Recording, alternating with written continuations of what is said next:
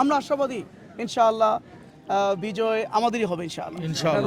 আলহামদুলিল্লাহ দীর্ঘ 17 বছর পরে আমরা আজকে ভোটাধিকার প্রয়োগের জন্য সুযোগ পাচ্ছি আলহামদুলিল্লাহ। এটা আমাদের জন্য একটা বড় সুযোগ বলা যায়।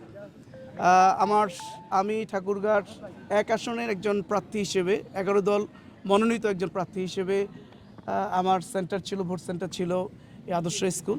সেখানে আমিও আমার ভোটাধিকার প্রয়োগ করলাম 17 বছর পরে। এটা আমার জন্য অনেক একটা সুখের খবর আর কি, খুবই ভালো খবর যে আমি 17 বছর পরে ভোট কেন্দ্রে এসে ভোট দিতে পেরেছি।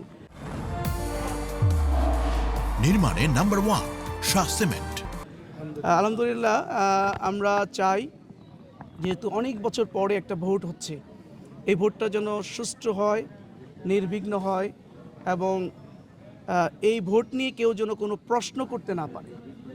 এই ধরনের একটি সুন্দর ভোট এদেশের মানুষ প্রত্যাশা করে, আমরাও প্রত্যাশা করি।